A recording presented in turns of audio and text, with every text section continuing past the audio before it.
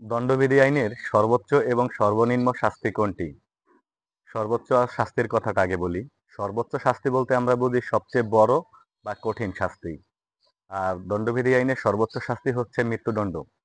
কোনো যাবজ্জীবনপ্রাপ্ত ব্যক্তি যদি অপর কোনো ব্যক্তিকে হত্যা বা খুন করে, সেক্ষেত্রে দণ্ডবিধির ৩০৩ ধারা অনুযায়ী তার মৃত্যুদণ্ড হয়।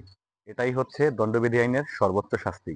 আর সর্বনিম্ন শাস্তি বলতে বোঝায় সবচেয়ে ছোট বা যেটা মানে অধিক গুরুতর নয়, এরকম কোনো শাস্তিকে সর্বনিম্ন শাস্তি বলা হয়।